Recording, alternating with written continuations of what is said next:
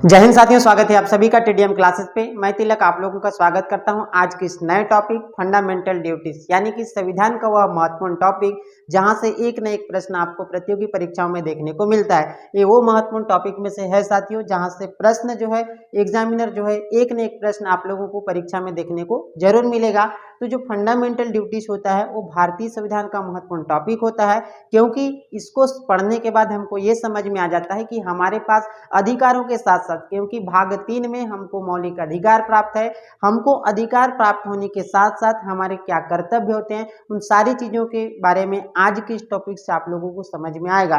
क्योंकि संविधान ने हमको कुछ अधिकार तो जरूर दिए हैं, लेकिन उसके साथ साथ कुछ कर्तव्य भी होता है। कर्तव्य किन किन का होता है, जैसे समाज के प्रति कर्तव्य हो गया, राष्ट्र के प्रति क्या कर्तव्य है, या फिर पर्यावरण के प्रति हमारा क्या कर्तव्य है, उसी प्रकार स्वयं के प्रति हमारा क्या कर्तव्य है, उन सभी कर्तव्यों के बारे में भी संविधान क्या करता है, बात करता है। तो जिस प्रकार हमें अधिकार देता है उसी प्रकार हमारा कुछ कर्तव्य बनता है, किसके प्रति, राष्ट्र हो गया, समाज हो गया, पर्यावरण हो गया, स्वयं के प्रति। तो आज हम उन्हीं विषय या फिर उन्हीं टॉपिक पर चर्चा करेंगे जो कि फंडामेंटल ड्यूटीज कहलाता है, जिससे हमको उन सारी चीजों के बारे में समझ में आ जाएगा कि हमारा क्या कर्तव्य है, किसके प्रति क्या कर्तव्य है। तो चलिए देर न करते हुए टॉपिक पर आ जाते हैं। टॉपिक है हमारा फंडामेंटल ड्यूटीज, यानी कि मौलिक कर्तव्य। ठीक है, मौलिक कर्तव्य की अगर मैं बात करूं तो मौलिक कर्तव्य का उल्लेख भारतीय संविधान के भाग 4 क में देखने को मिलता है। क्लियर है, क्या कहा मैंने, मौलिक कर्तव्य यानी कि फंडामेंटल ड्यूटीज की अगर मैं बात करूं तो उसका उल्लेख भारतीय संविधान के भाग 4 क में देखने को मिलता है।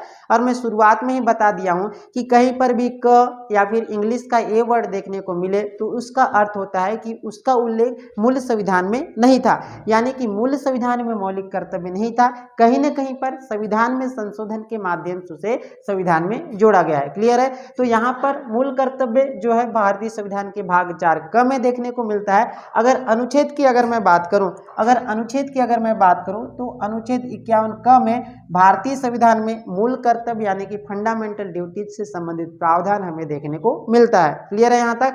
दूसरी चीज, अगर मैं मौलिक कर्तव्य की बात करूं तो इसका जो स्रोत है रूसिया के संविधान से लिया गया है। कहाँ के संविधान से लिया गया है, रसिया के संविधान से लिया गया है। कहाँ के संविधान से लिया गया है, रूस के संविधान से लिया गया है। अगर आप लोगों से पूछा जाए कि मौलिक कर्तव्य को कहाँ के संविधान से लाकर जोड़ा गया है, तो आपका आंसर आना चाहिए रसिया के संविधान से लाकर जोड़ा गया है। क्लियर है, तो मौलिक कर्तव्य कहाँ के स्रोत से लिया गया है, रसिया के संविधान से लिया गया है। क्लियर है, मूल संविधान में मौलिक कर्तव्यों की संख्या कितनी थी, कमेंट बॉक्स में कमेंट कीजिए, मूल संविधान में मौलिक कर्तव्य की संख्या कितनी थी। मैं आप लोगों को कुछ समय देता हूं, आप कमेंट बॉक्स में कमेंट करके बताइएगा कि मूल संविधान में मौलिक कर्तव्य की संख्या कितनी थी।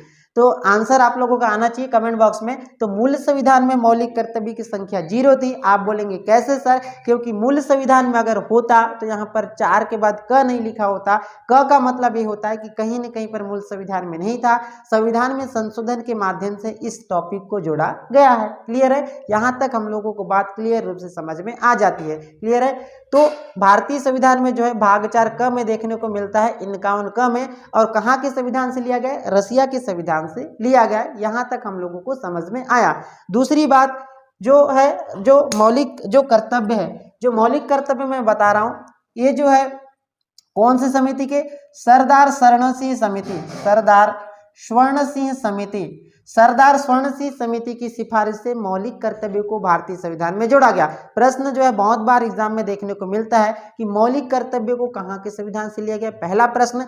दूसरा प्रश्न आप लोगों को देखने मिलेगा कि मौलिक कर्तव्यों को कौन सी समिति की सिफारिश से जोड़ा गया है।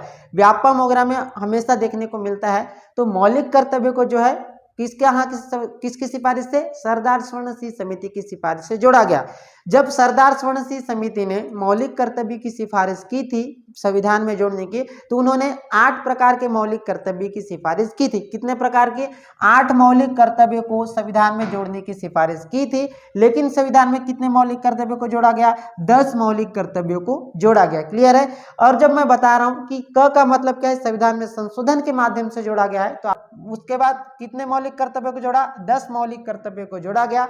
वर्तमान में मौलिक कर्तव्य की संख्या अगर आप लोगों से पूछे तो वर्तमान में मौलिक कर्तव्यों की संख्या कितनी है, वर्तमान में मौलिक कर्तव्यों की संख्या 11 है। तो बोलेंगे कि 11वां मौलिक कर्तव्य क्या है सर, तो 11वां मौलिक कर्तव्य है 6 से 14 वर्ष के बच्चे को निःशुल्क एवं अनिवार्य शिक्षा उपलब्ध कराना हर अभिभावक का क्या है, कर्तव्य होता है। तो ये 11वां मौलिक कर्तव्य जो है 86वां संविधान संशोधन 2002 के माध्यम से संविधान में जोड़ा गया। ये तो था मौलिक अधिकार से संबंधित कुछ बातें जो कि मैंने आप लोगों को बताया है। आगे हम देखते हैं कि वो 11 के 11 मौलिक कर्तव्य कौन कौन से हैं और कौन से मौलिक कर्तव्य में कौन से बातों का उल्लेख या फिर प्रावधान दिया गया है। क्लियर है। अगर मैं अध्ययन की सुविधा की दृष्टि से अगर बात करूं तो मौलिक कर्तव्यों को 4 भागों में बांटा जा सकता है। वैसे संविधान में नहीं लिखा गया है कि 4 भागों में बांटा जाएगा, लेकिन मैं आप लोगों को बता रहा हूं कि अध्ययन की सुविधा की दृष्टि से, ताकि आप लोगों को, क्योंकि देखो 11 मौलिक कर्तव्य है और उसे याद करना इतना आसान चीज है नहीं।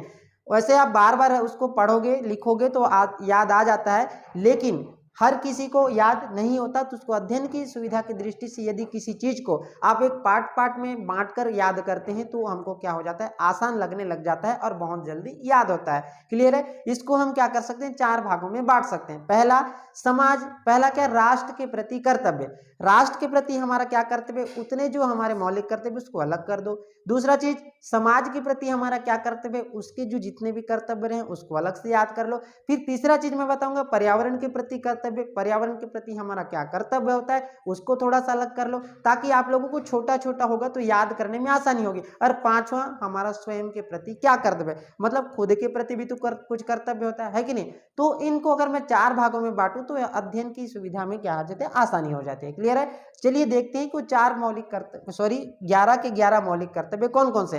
पहला मौलिक कर्तव्य बोलता है कि संविधान का क्या करे, पालन करे, तथा पहला क्या बोल रहा है, संविधान का पालन करें। और दूसरा, उनके आदर्श संस्थाएं राष्ट्र ध्वज तथा राष्ट्रगान का क्या करें, सम्मान करें। पहला चीज देख लीजिए, राष्ट्र ध्वज और राष्ट्रगान का सम्मान करें। पहले ही आपका क्या है, ये किसके अंतर्गत आएगा, राष्ट्र के प्रति कर्तव्य के अंतर्गत आएगा, क्योंकि संविधान क्या है, राष्ट्र से संबंधित है। तो पहला क्या करना है हमको, संविधान का पालन करना चाहिए। इसलिए मैं बोलता हूं कि हमारा मूल कर्तव्य है कि आप क्या करें, संविधान को पढ़ें और वीडियो को अधिक से अधिक शेयर कर दीजिए, ताकि इस तरह की जो इंपॉर्टेंट टॉपिक्स होती हैं, जो एग्जाम में हमेशा इस टॉपिक से एक न प्रश्न आप लोग को देखने को मिलेगा, और इस वीडियो से ही आपको एक न एक प्रश्न देखने को मिलेगा, और इसको आप अच्छी तरह से पढ़ेंगे तो जरूर आपका प्रश्न जो है छूटेगा नहीं या फिर गलत नहीं होगा। पहला क्या बोला, संविधान का पालन करें या फिर उनके आदर्श संस्थाओं राष्ट्र ध्वज राष्ट्रगान का सम्मान करें। आप सभी जानते हैं कि जब राष्ट्रगान की धुन बजती है तो आप जहां कहीं भी रहते हैं वहां पर आप सावधान की मुद्रा में, जब तक राष्ट्रगान समाप्त नहीं होता तो आप उनके सम्मान में क्या होते हैं, खड़े होते हैं। तो ये कौन से मौलिक कर्तव्य है, हमारा पहला मौलिक कर्तव्य ये है कि राष्ट्र ध्वज राष्ट्रगान का सम्मान करना। ठीक है। दूसरा चीज लिखा है, राष्ट्रीय आंदोलन को प्रेरित करने वाले आदर्शों को हृदय में संजय रखना तथा उनका सम्मान करना। मतलब राष्ट्रीय आंदोलन को जिन्होंने भी प्रेरित किया, ऐसे प्रेरक वाक्य, ऐसे जो नारे होते हैं, ऐसे जो क्या होते हैं, कोट्स होते हैं, उनको क्या करना, उनके आदर्श को हृदय में संजो कर रखना तथा उनका सम्मान करना हमारा क्या है, ये हमारा दूसरा मौलिक कर्तव्य है। तीसरा मौलिक कर्तव्य, राष्ट्र की एकता, अखंडता और संप्रभुता को बनाए रखना तथा उनकी रक्षा करना, ये हमारा तीसरा मौलिक कर्तव्य है। चौथा मौलिक कर्तव्य क्या होता है, देश की रक्षा करना तथा आह्वान किए जाने पर देश सेवा हेतु सदैव तत्पर रहना। देखिए कहाँ क्या लिखा हुआ है, तीसरा लिखा हुआ राष्ट्र की एकता, अखंडता और संप्रभुता को बनाए रखना तथा उसकी रक्षा करना।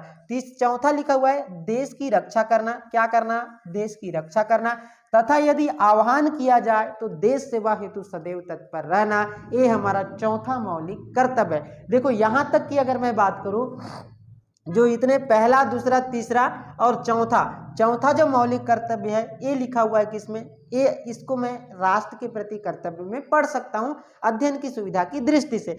छठवां जो हमारा मौलिक कर्तव्य, पांचवा जो मौलिक कर्तव्य है, भाईचारे की भावना का विकास करना। किसकी विकास करना, भाईचारे या फिर भातृत्व की भावना का विकास करना तथा जो क्या हो, पंथ, भाषा तथा किससे परे हो, धर्म, वर्ग, प्रदेश से परे हो तथा ऐसी भावनाओं का त्याग करना जो कि स्त्रियों के सम्मान के क्या हो, विरुद्ध हो। क्या बोल रहा है, ऐसी प्रथाओं का त्याग करना जो कि स्त्रियों के सम्मान के विरुद्ध हो, ये हमारा कौन सा मौलिक कर्तव्य, पांचवा मौलिक कर्तव्य है। छठवां हमारा मौलिक कर्तव्य, समाज की गौरवशाली परंपराओं तथा सामाजिक संस्कृतियों की रक्षा करना। देखिए यहाँ पर क्या लिखा हुआ है, समाज की गौरवशाली परंपरा, जो हमारी परंपराएं होती है उसको क्या करना, बनाए रखना तथा सामाजिक संस्कृतियों की सुरक्षा करना। संस्कृति का मतलब होता है ऐसी संस्कृतियां जो हमको क्या करती है, सामाजिक संस्कृति का मतलब होता है ऐसी संस्कृतियां जो हमें जोड़कर रखती है, उस प्रकार की संस्कृति को कहा जाता है सामाजिक संस्कृति। जो जोड़कर रखने वाली संस्कृति को क्या कहा जाएगा, सामाजिक संस्कृति कहा जाता है। क्लियर है। तो हमारा ये कौन सा छठवां मौलिक कर्तव्य है कि देश की जो गौरवशाली परंपरा होती है और जो सामाजिक संस्कृतियां होती है उसको क्या करना, सुरक्षा करना हमारा कौन सा है, मौलिक कर्तव्य है। सातवां मौलिक कर्तव्य पर्यावरण की रक्षा करना, जिसमें नदी, जल, वन तथा वन्य जीवों का संवर्धन। ठीक है, क्या बोल रहे हैं, पर्यावरण की रक्षा जिसमें नदी, जल, झील, वन्य जीव का संवर्धन तथा प्राणी मात्र पर दया करना, ये हमारा कौन सा मौलिक कर्तव्य है, सातवां मौलिक कर्तव्य है। क्लियर है। आठवां मौलिक कर्तव्य वैज्ञानिक दृष्टिकोण का विकास करना, मानववाद, ज्ञानार्जन की भावना का विकास करना। देखिए, मानववाद का मतलब है कि हम मानव होने के नाते क्या करें, प्राणी मात्र पर क्या करें, दया भाव रखें। ठीक है, और सही चीज मतलब तर्क करें, हर चीजों को तर्क करके क्या करें, निर्णय ले। दूसरा, ज्ञानार्जन की भावना का विकास। ज्ञानार्जन की भावना का विकास से मतलब ये है कि हमें ज्ञान अर्जन करने की भावना का विकास हमेशा होना चाहिए।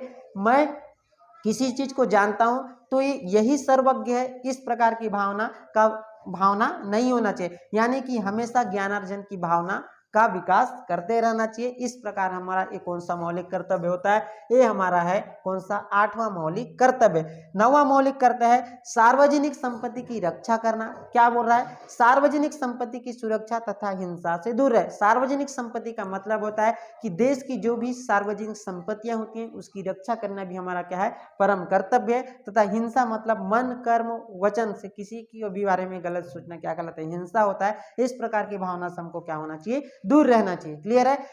दसवां हमारा मौलिक कर्तव्य, दसवां है व्यक्तिगत तथा सामूहिक रूप से निरंतर उत्कृष्ट की ओर आगे बढ़ना।